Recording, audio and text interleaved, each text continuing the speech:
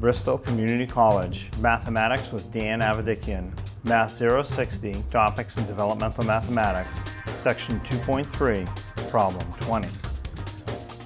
This is Section 2.3, Problem 20. It says determine if the fractions are equivalent. And we have 6 over 20, and the other fraction is 9 over 30.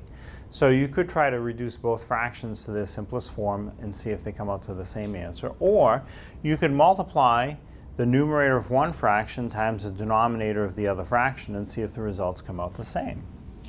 So if I multiply the numerator of the first fraction times the denominator of the second, I will have 6 times 30.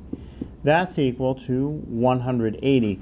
Now notice I'm able to do that multiplication very quickly in my head because the 30 is large, but I just ignored the 0 briefly. 6 times 3 I know is 18, and I put the 0 back. I get 180. Now, the numerator and denominator pair of the other fraction, I will multiply 20, the denominator of the first fraction, times 9, the numerator of the second fraction.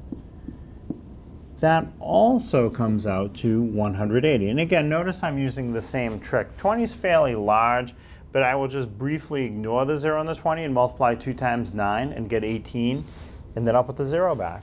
18 with a 0 on the end, again 180. And I do get the same result. So the two fractions in this problem are equivalent.